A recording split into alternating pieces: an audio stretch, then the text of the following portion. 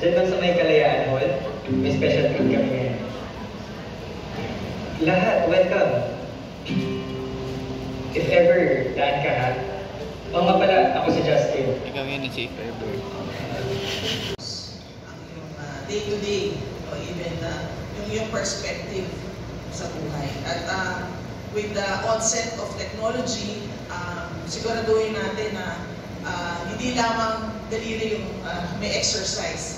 Sana din we go out and gaya na sabi ni Bukal Precious kanina, we make new friends, we make new acquaintances. Lahat sa bingo, right? Yes. Yes. Sa sangguniang panlalawigan, ang binabaan nating bukal, palakpakan po natin. Yung tatlo, importante yung nailagay sa programa. Una, tungkol sa kalusugan. Pagka kayo umabot ng edad ko, 74, maniwala ka, pagpasok mo sa restaurant, bubukratin mo lang gano'n. Iisa-isay mo. Nagtatrabaho ng utak mo at sasabihin sa'yo, budeng. Bawal yan. Karne. Budeng. Iwasan mo yung baka. Nabuklat mo ang palaya, kuhanin mo yan. Maganda yan sa'yo. Ang ibig sabihin, sa linya ng buhay, in every stage, meron din mga pangangailangan. Para Palanga City Health Promotion Board Secretariat din po siya. At noong 2014 hanggang ngayon, siya po ay naging coordinator ng Wag Maging Sad Project. At from 2015 up to the present, siya din po ay isa sa mga focal person ng tobacco-free generation. At noong 2006, hindi ko na po patatagalin, pasalubungan natin ng masigabong palakpakan our Nurse 4, Mr. Oliver R. Enriquez. Sir, so 20 years na akong nurse. So muli po, magandang umaga sa ating bukas. Alam ko nasa youth camp naman siya ng Balanga City. At muli, nadinig natin yung mga wisdom na nanggaling po sa ating mahal na bukal. Na alam nyo ba na napaka-blessed kung aabot tayo ngayon ng 74 years old? Dahil alam nyo ba, kaya din kami nakakonsentrate ngayon sa health promotion. Kasi nga, particular sa Balanga. Especially ngayon, ang dami ng seminar na aagahan. Pero ang tanong, pagkatapos ng seminar, pagkatapos ng uso, pagkatapos ng tuwing, pagkatapos ng itasal. Ibagak. Kanya-kanya. Nasa na yung bunga. Nasa na yung output na gusto natin ipakita. Kaya this time, gusto na lusugan mo. Kung pagising mo pa lang sa umaga, para ka ng manok na hinihipan ng vape at ng sigarilyo ng kasama mo sa bahay, kamusta ka naman? So 40% yun. 10% yung physical environment, yung ginagawa natin. Pero pansinin ninyo, yung health behaviors na meron tayo, 30% malaking bagay, ikaw ang may kontrolado. Ikaw ang may magagawa. Tobacco use, diet, alcohol, and sexual activity. Ang bataan laging namumuna pagdating sa teenage pregnancy. Okay? Maraming kabataan, bawat sa inyo, meron kayong mga kaibigan. Meron kayong pamilya na po pwede niyong matulungan at po pwede niyong matugunan yung kanilang pangailangan pagdating sa kalusugan. Next po. So yan, pwede na sa tulong ninyo. Next. So sa bataan, so ito lang naman yung vision, kaya meron tayong Healthy Pilipinas advocacy ngayon. So gusto lang natin lahat ng kabataan, lahat ng tao sa Pilipinas. The individual realizes his or her own abilities, can cope with the normal stresses of life, can work productively, and is able to make a contribution to his or her community. Ang mental health ay mahalaga sa ating pangkabuuan at individual na abilidad magtrabaho, mag-isip, makaramdam at mabuhay. Kaya naman ngayong panahon ng pandemya, huwag kalimutang pangalagaan ang ating mental health, tulad ng pag-aalala natin sa ating physical health.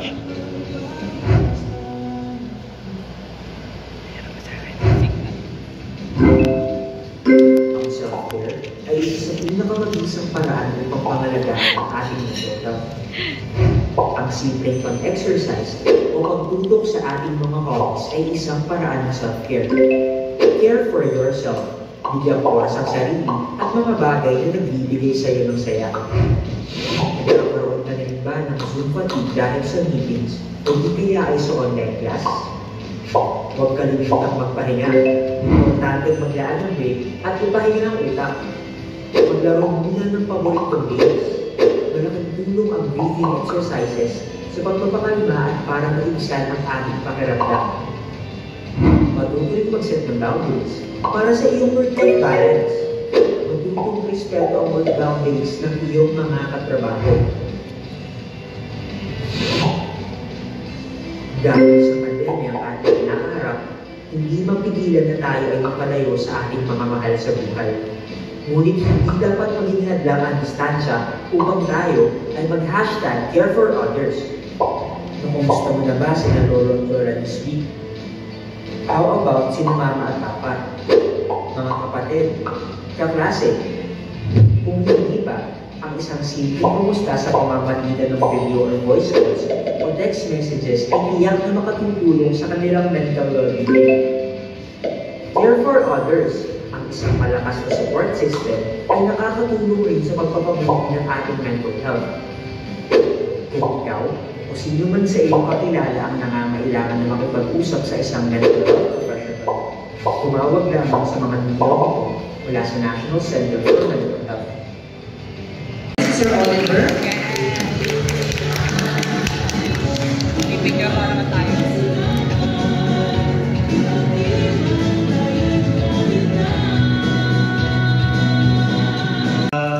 Mag-discuss instead kasi parang climate change and environmental just parang problemado na tayo sa kalusugan natin, pati kalikasan at problema yung parang tinamatindihan. So anyway, ang gusto kong i-presenta sa inyo ngayon ay kung ano yung role, dahil nga International Youth Day celebration tayo ngayon, kung ano ba talaga magagawa ng kabataan. Sabi, climate change, climate crisis, pero ano ba talaga to? And then, finally, last part ng program, yun nga, ano ang magagawa ninyo natin, mga kabataan, para sa climate action. So, next. So, state of the environment. Next slide, please. Sige. So, kung makita nyo dito sa mapa, ito po yung lalawigan ng Bataan. Ito po, hindi lang to design. Talagang ito po ang tinatawag nating municipal waters ng Bataan. So, kung taga, Hermosa hanggang Mariveles, yung katubigan na lunch na, sobrang sarap ng pagkain doon. May leche flan, gulay, ang sarap-sarap. Bunga, nasabi ng mga scientifico na type 1 climate ang Bataan kasi matagal nila, daang taon nilang tinignan yung data ng panahon. Kung ang pwedeng project, para masustain pa rin po natin yung pag-ano po ng mga papers, ganyan. Kasi nga po, ang dami pa rin pong puno na nalalagas po. Yun po, tingin po. Tama ka dyan, ma'am. Actually, paper is also not a good alternative sa plastic. Kaya nga, nagpuputol ka ng puno pa rin dyan, yung pinamutol mo na chainsaw, nag-emit ka pa rin greenhouse gas dyan, yung pinutol mo na puno, nag-release ng carbon yan. So, hindi pa rin siya ganun mas environmentally friendly. So, ang talagang ina-advocate namin, reusables. So, kunwari, sa canteen ng isang eskwelahan or sa isang kainan, yung talaga, may mga utensils, plato, kutsara, tinidor na reusable. So, bali bilang po kayo ang nagsusulong ng ikabubuti ng ating kabataan at lalo ng na ating mundo, no? Based po sa ate, actually hindi nyo ito naging topic. Naging topic ito kanina, hindi lang ako nagkaroon ng opportunity to question, no? So ngayon sir, para sa inyo, gusto ko lang po sana tanungin, I think masasagot nyo to bilang kayo nga po yung nag-advocate ng ikakaunlad ng ating bansa o ang ating mundo.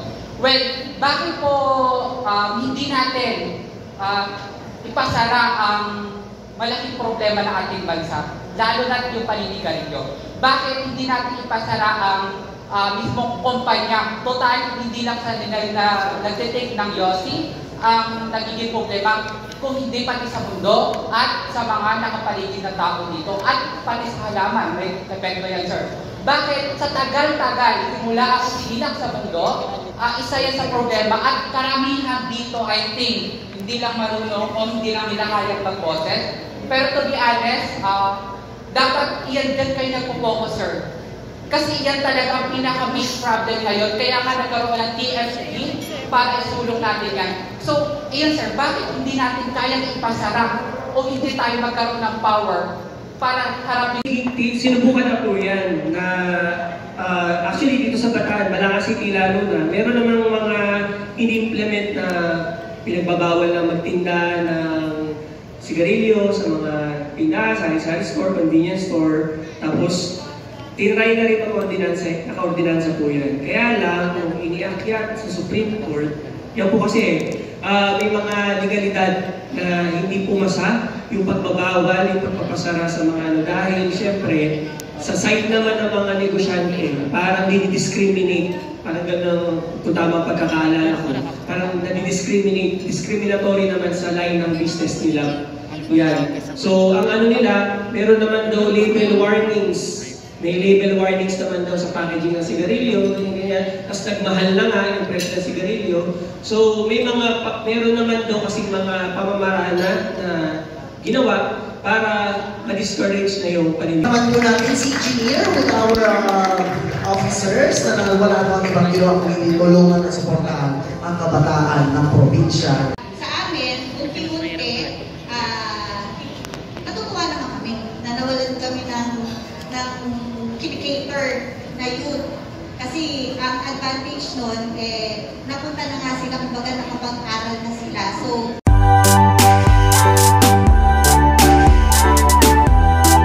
for you, we will explain it further po. Yung human charades po is a game wherein you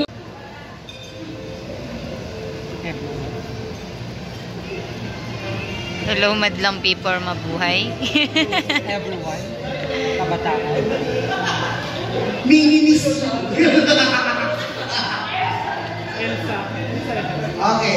Sabi mo kapag may word na nasa ta, Aligid aircon. Environment. Bagoy lang yung Mars! Mayos ka! Hello, madlang people! Mabuhay. Okay, good. Sipin mo. Mabuhay na lang. Ang first word namin ay yun na.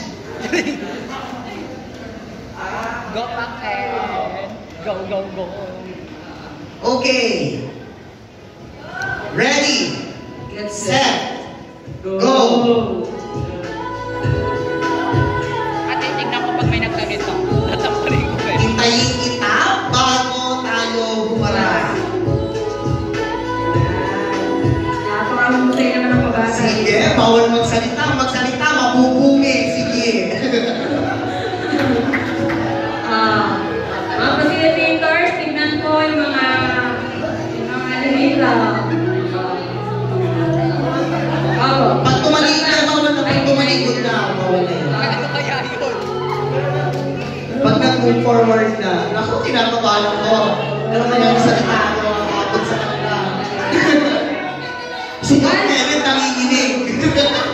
Once na Marami kayong matutunan dito sa ano tawag dito, sir? Sa engaging youth to agriculture. Ng video. I hope everyone is safe. Sana may nakita ko yung cellphone na Realme. Hindi ko makita yung cellphone ko. Baka nandiyan. Ayun, nakita ko na. Di ba? Bilis ang kamay nila. Wow. Thank you. And once again, Sir Michael. Bibigay nutrisyon sa ating mga katawan ay produkto ng hirap at pagod ng ating mga magsasaka at mangingisda.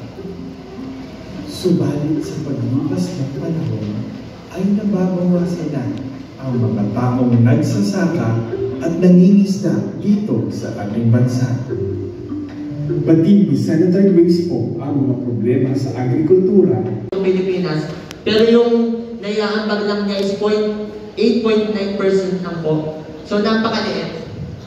Dahil ngayon nga, tapos tayo sa mga magsasaka na nahihirapan na although masipag talaga yung mga farmers natin nakapilad sa initan, pero hindi sapat yung Kuya, kung paano po sumali sa 4-H Club dahil kami na lang po yung bayan na wala pong 4-H Club. We are open sa support na kasi ng gobyerno. Kaya doon sa bawat municipality, meron po tayo dyan naka-assign ng mga vocal person per municipality. Yung pwede nyo kausapin sa agricultural office o yung mga office nyo per munisipyo para yun, tanongin mag-inquire ng panibagong resolution na ma-extend yung RCEP na yun, kasi ngayon, alam ko isinusulong naman ngayon yung sa RCEP. So kami, pag kami tatanungin mo, ako pagura ko. Or yung sa, hindi ko ba sabi as a whole, kasi as a president po na po ang magsasaka, dahil ang tatay ko ay magsasaka, ang inaani namin sa bukid namin ay bigas o palay. Ngayon, sir, may tanong ako, ang tatay ko huminto, isang taon ang nakakalipas, alam niyo kung bakit? Marami ang nakaupo para alamin yung mga issue regarding sa mga regarding dito sa farm. Ayan, well, yung naging topic nyo. Well, ito na din siguro yung opportunity ko para sabihin sa inyo at naging boses ng aking tatay at ng nasasakupan kong mga magsasaka. Well, ang raming movement to na magsasaka sa barangay namin sa Baga, Barangay Saysangin at sa mga susunod pang barangay.